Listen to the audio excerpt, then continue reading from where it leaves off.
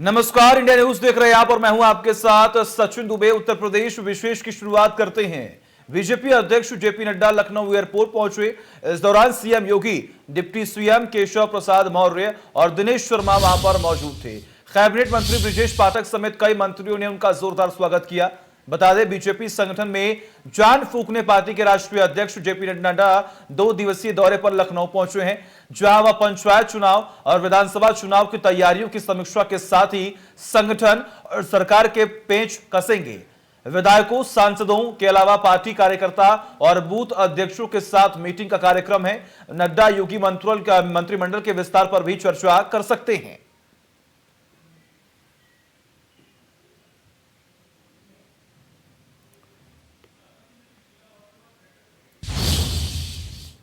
और वही पुणे के सीरम इंस्टीट्यूट ऑफ इंडिया के नए प्लांट में आग लग गई। इस हादसे में सीरम इंस्टीट्यूट के 5 कर्मचारियों की मौत हो गई। 5 लोगों की मौत की पुष्टि पुणे के मेयर ने की है। Serum institute of India he corona vaccine Covishield बना रही है, जिसकी आपूर्ति भारत समेत कई देशों में की जा रही है। आग नए प्लांट में लगी है, जहां पर अभी वैक्सीन का उत्पादन नहीं शुरू हुआ है। वहीं महाराष्ट्र सरकार भी इस घटना के बाद एक्टिव मोड में है। सरकार ने जांच के आदेश दिए हैं। महाराष्ट्र के मुख्यमंत्री उद्धव ठाकरे ने कहा कि मिली जानकारी के अनुसार आग नियंत्रण में है। उन्होंने कहा कि कोविड वैक्सीन के यूनिट में आग नहीं लगी थी। उद्धव ठाकरे ने कहा कि मैंने कलेक्टर और नगर निगम आयुक्त से बात की है। आग लगभग नियंत्रण में है, केवल धुआं है। 6 लोगों को बचाया गया है। सीएम ठाकरे ने कहा कि भारत में बीसीजी वैक्सीन बनती थी और इसका कोविशील्ड वैक्सीन से लेना देना नहीं है। उन्होंने कहा कि अब आग नियंत्रण में है और मैंने कार्रवाई के आदेश भी दे दिए हैं।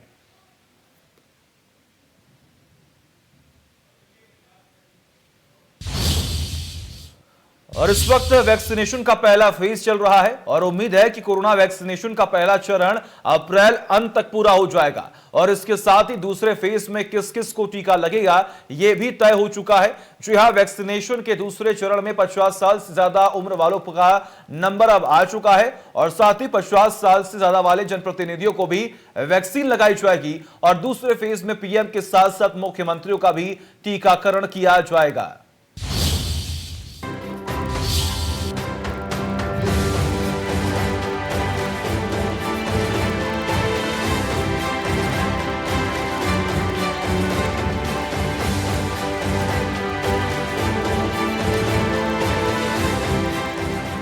इस वक्त पूरे देश में वैक्सीनेशन कार्यक्रम का पहला फेज चल रहा है, तो इसी बीच वैक्सीनेशन के दूसरे चरण को लेकर भी जानकारी सामने आ रही है।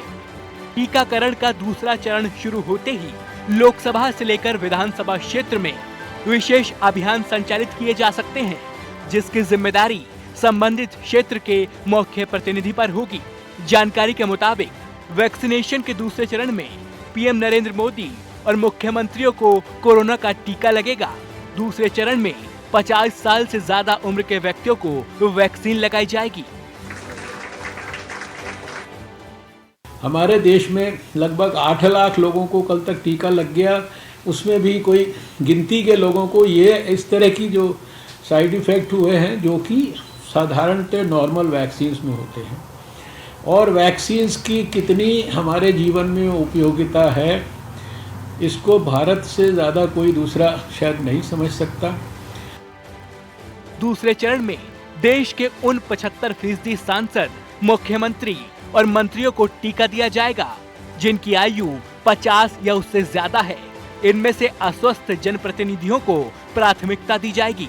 उम्र के हिसाब से जिन जनप्रतिनिधियों को दूसरे फेज में वैक्सीन लगेगी, उनमें 75% सांसद, 95% भारत सरकार के कैबिनेट मंत्री, 82% राज्य मंत्री, 76% मुख्यमंत्री, 2 पूर्व पीएम और 1 मुख्यमंत्री का नाम सबसे ऊपर है। आंकड़े के मुताबिक लोकसभा में 343 और राज्यसभा में 200 सांसद की उम्र 50 साल या उससे ज्यादा है। इसके अलावा देश में कई जनप्रतिनिधियों की उम्र 80 साल या उससे भी ज्यादा है। इन्हें दूसरे चरण में प्राथमिकता के तौर पर सबसे पहले टीका दिया जा सकता है। इनमें 2 पूर्व प्रधानमंत्री मनमोहन सिंह और HD देवगौड़ा और कर्नाटक के मुख्यमंत्री BS येदियुरप्पा भी शामिल हैं।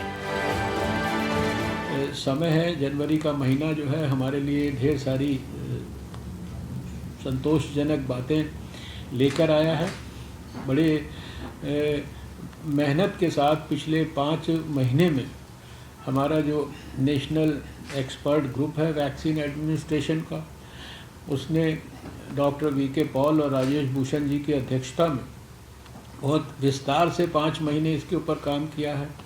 हमारे स्वास्थ्य मंत्रालय के सभी अधिकारियों ने इसके ऊपर बहुत गहराई से सारे देश को मार्गदर्शन किया है, डिटेल्ड गाइडलाइंस बनाई हैं और फिर सारे देश के अंदर पूरे संपूर्ण भारत में dry run, trial run, mock drill, mock exercise, उसको कुछ भी बोलें, वो सब कुछ करने के बाद सफलतापूर्वक 16 तारीख को ये कार्यक्रम लॉन्च हुआ है। देश में कोरोना वैक्सीनेशन के पहले फेज के तहत 7 लाख से ज्यादा स्वास्थ्य कर्मियों को टीके का पहला डोज दिया जा चुका है। स्वास्थ्य कर्मियों के टीकाकरण के बाद दूसरा चरण शुरू होगा। भारत में अब तक कोरोना की 2 वैक्सीन को मंजूरी मिल चुकी है, कोविशील्ड और कोवैक्सीन। इसके अलावा 4 वैक्सीन पर काम चल रहा है और बीते दिन ही एक नेशनल वैक्सीन के ट्रायल को मंजूरी मिली। वहीं वैक्सीनेशन प्रोग्राम को चरणबद्ध तरीके से पूरा करने की पूरी तैयारी की जा चुकी है और लगातार और सामने आ रही खामियों को भी दूर किया जा रहा है। Bureau report, India news, Haryana.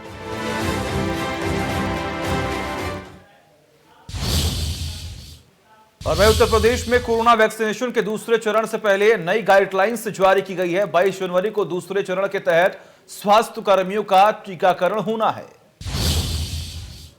Lucknow में कल 22 जनवरी को 35 अस्पतालों में वैक्सीनेशन दिया जाना है, जिसमें कि ये श्यामा प्रसाद मुखर्जी भी उसी सूची में शामिल है। साफ तौर पे स्वास्थ्य विभाग के दिशा निर्देश की बात करें तो स्वास्थ्य विभाग ने साफ कहा है इस बार कि आखिरकार जो 16 जनवरी के लाभार्थी थे और वो केंद्र नहीं पहुंचे थे तो उनको एक कल की तारीख में आखिरी मौका दिया जाएगा, यानी कल की तारीख में एक बार वैक्सीनेशन केंद्र जाके अपना जो लाभार्थी हैं वो जाके वैक्सीन लगवा सकते हैं। कल की तारीख में लखनऊ में जो 35 स्वास्थ्य केंद्र बनाए गए हैं जिनमें कि हेल्थ वर्करों को कोरोना वैक्सीन लगाई जाएगी, उसमें साफ तौर पे ये संदेश दिया गया है कि आखिरकार स्तनपान कराने वाली महिलाएं, गर्भवती महिलाएं, इनको कोरोना वैक्सीन नहीं दी जाएगी। साथ ही साथ स्वास्थ्य विभाग ने की नई जो गाइडलाइन आई है उसमें साफ तौर पर यह कह दिया है कि आखिरकार जो प्लाज्मा थेरेपी जिनको चढ़ चुकी है उनको भी वैक्सीनेशन नहीं दिया जाएगा। तो कल की तैयारियां अब पूरी हैं, जिसमें कि 35 अस्पताल शामिल हैं, जिसमें कि कुछ निजी अस्पताल हैं, सरकारी अस्पताल हैं और उनको लेकर स्वास्थ्य विभाग पूरी अपनी टीम अलर्ट कर चुका है। साथ ही साथ अभी कुछ ही देर बाद 20 केंद्रों पर कोरोना वैक्सीन भी पहुँचाई जा रही है। वीडियो जर्नलिस्ट संस्कार मिश्रा के साथ अभिषेक सिंह, इंडिया न्यूज, लखनऊ, उत्तर प्रदेश। और वही उत्तर प्रदेश विधान परिषद के लिए सभी प्रत्याशी निर्विरोध निर्वाचित यहां पर हो चुके हैं। बीजेपी के 10 और सपा के 2 प्रत्याशी निर्वाचित हो चुके हैं। बीजेपी से स्वतंत्र देव सिंह, दिनेश शर्मा, अरविंद शर्मा निर्वाचित, सपा से राजेंद्र चौधरी, अहमद हसन बने हैं एमएलसी। सभी प्रत्याशियों के नामांकन पत्र पाए गए थे सही। फिलहाल ग्राफिक्स जरिए हम आपको बता रहे हैं किस तरीके से निर्विरोध एमएलसी के चुनाव इस वक्त हो चुके हैं। तो इस बीच में आपको जानकारी दें कि डॉक्टर दिनेश शर्मा बीजेपी से निर्विरोध चुने गए हैं और इसी के साथ आपको जानकारी दे तो अरविंद शर्मा भी निर्विरोध चुने गए हैं जो कि बीजेपी से हैं। इसी के साथ आपको और जानकारी दे तो लक्ष्मण आचार्य जो कि बीजेपी से है वो भी निर्विरोध चुने गए हैं एमएलसी पद के लिए। कुंवर मानवेंद्र सिंह बीजेपी से चुने गए हैं निर्विरोध एमएलसी पद के लिए। इसी के साथ आपको जानकारी दें कि गोविंद नारायण शुक्ला भी बीजेपी से निर्विरोध चुने गए हैं एमएलसी पद के लिए और अश्विनी त्यागी भी बीजेपी से चुने गए हैं निर्विरोध एमएलसी के लिए। आपको जानकारी दें कि बीजेपी से 10 प्रत्याशी जो है वो चुने गए निर्विरोध। सलील बिश्नोई भी बीजेपी से चुने गए हैं निर्विरोध और धर्मवीर प्रजापति का भी नाम इसमें शामिल है, इस लिस्ट में शामिल है। इसी के साथ आपको जानकारी दे सुरेंद्र चौधरी भी बीजेपी से निर्विरोध चुने गए हैं। अगर अगले प्रत्याशी की बात करें तो वो राजवेंद्र चौधरी हैं जो कि सपा से चुने गए हैं निर्विरोध और एमएलसी बने हैं। और इसी के साथ आपको बता दें कि अहमद हसन जो कि सपा से हैं वो भी निर्विरोध चुने गए हैं एमएलसी। और वही प्रदेश में सड़क सुरक्षा के बारे में जागरूकता पैदा करने और सड़क दुर्घटनाओं को कम करने के उद्देश्य से सीएम योगी ने लखनऊ में सड़क सुरक्षा माह का आगाज किया। सीएम योगी ने हरी झंडी दिखाकर सड़क सुरक्षा अभियान की शुरुआत की। इस दौरान सीएम योगी ने करीब 56 करोड़ की परियोजनाओं का लोकार्पण और शिलान्यास भी किया। सीएम योगी ने कार्यक्रम को संबोधित करते हुए कहा कि सड़क हादसों के कारण हर दिन 65 लोगों की मौत होती है। हम यातायात नियमों के प्रति जागरूकता फैलाकर इन हादसों के कारण होने वाली मौतों को रोक सकते हैं। अगर साल 2019 और 20 और 2020-21 के सड़क हादसों के आंकड़े देखे जाएं तो कुछ कमी जरूर आई है, लेकिन अभी भी काफी कुछ करने की जरूरत है। और यह उसी क्रम का एक हिस्सा इसको बनाने का प्रयास किया गया है। हम सब जानते हैं सड़क दुर्घटनाओं के जो कुछ कारक हैं, इस पे पिछले 3-3.5 वर्षों के अंदर प्रदेश के अंदर हम लोगों ने काफी प्रयास किया है कि सड़क दुर्घटनाओं को रोका जाए। उसके परिणाम भी सामने आए हैं। अगर हम 18-19 की तुलना में 19-20 में आते हैं तो सड़क दुर्घटनाओं में कुछ नियंत्रण की स्थिति बनती है। रॉन्ग साइड जाना, हाई स्पीड के साथ, ये जानते हुए भी कि यह सड़क इतनी अधिक स्पीड के साथ चलने में सुरक्षित नहीं, इसके बावजूद लोग चलाते हैं और दुर्घटना का कारण बनता है। या किसी हाईवे पर या एक्सप्रेसवे पर अवैध रूप से बनाए गए कट भी दुर्घटना के कारण बनते हैं। बहुत बार स्पीड इतनी अधिक होती है कि अचानक टर्न लेना पड़े, गाड़ी उसमें पलटती है, तब भी दुर्घटना का वो कारण बनता है। और सामान्य जीवन में भी आप देखते होंगे, शराब पी के गाड़ी चलाना, गाड़ी चलाते समय अपने मोबाइल फोन का इस्तेमाल करना या एसएमएस उस समय चेक करना, कोई मैसेज आया है उसको चेक करने का प्रयास करना, या हम 4 पहिया वाहन में हैं और बिना बैठ के हम लोग वाहन में बैठे हुए हैं, चल रहे हैं, यानी कारण छोटा सा है, लेकिन उस कारण, छोटे से कारण की अनदेखी करने का दुष्परिणाम क्या होता है? दुर्घटना बड़ी हो जाती है। व्यापक जागरूकता का कार्यक्रम, और व्यापक जागरूकता के कार्यक्रम के बाद जब हम लोग इस बारे में देखेंगे कि हर नागरिक के पास इस बात की जानकारी हो चुकी है, तो इसके बाद फिर हमें इन्फोर्समेंट की ओर जाना चाहिए, फिर कार्रवाई की तरफ हमें जाना चाहिए। अगर इस सब के बावजूद भी लोग सीट बेल्ट नहीं लगाते, हेलमेट का पालन नहीं करते, रॉन्ग साइड ड्राइविंग करते हैं, शराब पी के गाड़ियां चला रहे हैं, अपने वाहन चला रहे हैं, या अन्य कहीं पे किसी हाईवे एक्सप्रेसवे पे अवैध कट से यात्रा जबरन मुड़ने का प्रयास कर रहे हैं, या हाई स्पीड के साथ चल करके दुर्घटना का कारण बन सकते हैं, उन स्थितियों में फिर वहां पर एनडी एक्ट के अंतर्गत और अन्य जो भी कानूनी प्रावधान है उसके अंतर्गत बहुत सख्त कार्रवाई करने के लिए भी इस पर कार्रवाई की जाएगी। और वही मिर्जापुर शहर को बदनाम करने की साजिश के खिलाफ मिर्जापुर वेब सीरीज के निर्माता निर्देशक से पूछताछ के लिए मिर्जापुर कोतवाली देहात की पुलिस इस समय मुंबई में है। पत्रकार अरविंद चतुर्वेदी ने इस मामले में एफआईआर दर्ज कराई। इसमें विशेष जाति की भावना भड़काने, ठेस पहुंचाने का भी आरोप है। पुलिस ने 17 जनवरी को रितेश सिद्धवानी, फरहान अख्तर, भौमिक और अमेजन प्राइम के खिलाफ मामला दर्ज किया था। वही अब सुप्रीम कोर्ट ने वेब सीरीज मिर्जापुर के खिलाफ दाखिल याचिका पर ओटीटी प्लेटफॉर्म अमेजन प्राइम और सीरीज के निर्माता को नोटिस जारी किया है। कोर्ट ने कहा है कि इस मामले की सुनवाई सभी ओटीटी प्लेटफॉर्म की सामग्री पर नियंत्रण की मांग करने वाली याचिका के साथ होगी। उस मामले पर पहले ही नोटिस जारी हो चुका है। CJI S A Bobde, justice as Bopanna और वी रामा सुब्रमण्यम की बेंच ने नोटिस जारी किया।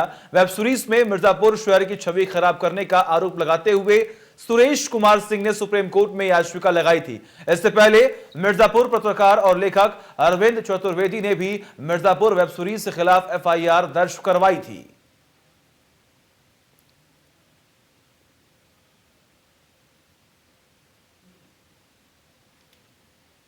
हमारी टीम मिर्ज़ापुर से आई है और जो मिर्ज़ापुर वेब सीरीज है उसी के बारे में एक एफआईआर लॉन्च हुआ है वहाँ पे।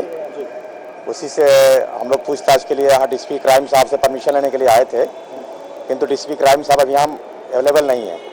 तो बताया गया कि बाद में जब वो आएंगे तो आइएगा तो परमिशन मिलेगा। बस अब तक यही प्रगति है। हाँ, दर्ज किया गया है। वहाँ पे एक एफआईआर लॉन्च किया गया है। मिर्ज़ापुर जो वेब सीरीज है उसमें जो आपत्तिजनक भाषा का इस्तेमाल किया गया है और छवि खराब करने का प्रयास किया गया है, उसमें एक एफआईआर लॉन्च है वहाँ पे। उसी के संबंध में हम लोग यहाँ पूछताछ करने और इन्वेस्टिगेशन करना है।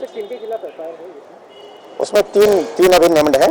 एक रितेश सिद्धवानी जी, फरहान अख्तर और भौमिक गोंडियाल और अमेजन प्राइम कंपनी। सर, आपकी कितने लोगों की टीम आई है? हमारी 3 टीम है, एक इंस्पेक्टर, एक सब इंस्पेक्टर और एक कांस्टेबल। क्या सर इन लोगों से आपका कांटेक्ट हो पाया, संबंध हो गया है या अभी कोई कांटेक्ट नहीं हो पाया, क्योंकि यहाँ लोकल पुलिस का मुझे हेल्प चाहिए, उसी के लिए मैं यहाँ आया था परमिशन लेने के लिए।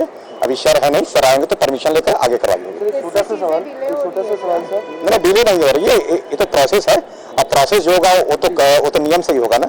सर एक छोटा सवाल, परमिशन मिलने के बाद किस तरह से आप लोग? परमिशन मिलने के बाद हम लोग उनका बयान लेंगे। अगर वो मिलते हैं तो बयान लेंगे, अगर वो नहीं मिलता है तो फिर उनको नोटिस हम देंगे, उनके घर वालों को देंगे, उनके सेक्रेटरी को देंगे, उनके ऑफिस को देंगे, फिर उनको तलब करेंगे अपने यहाँ बयान के लिए।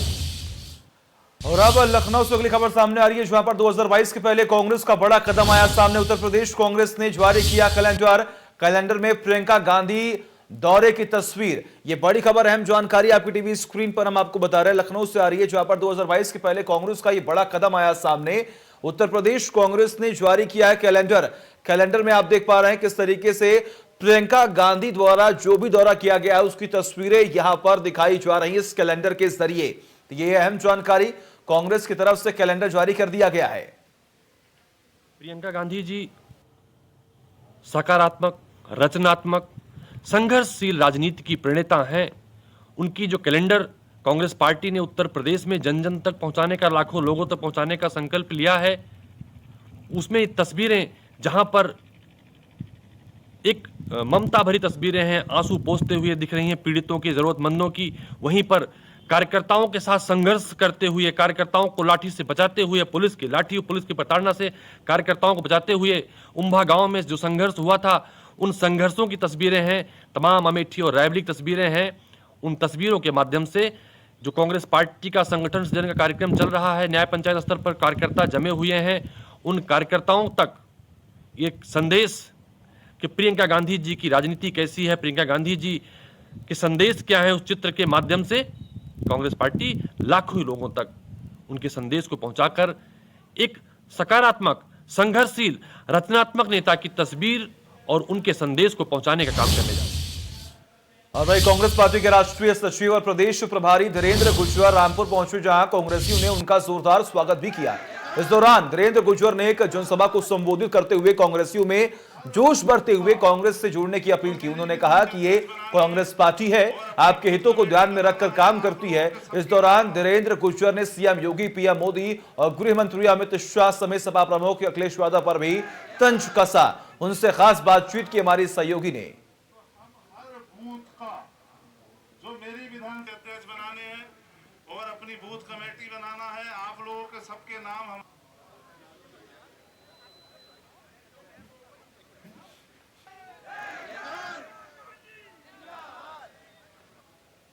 हर बूथ का जो मेरी विधान के अध्यक्ष और इसी के साथ उत्तर प्रदेश विशेष में बस इतना ही। देखते रहिए इंडिया न्यूज। नमस्कार।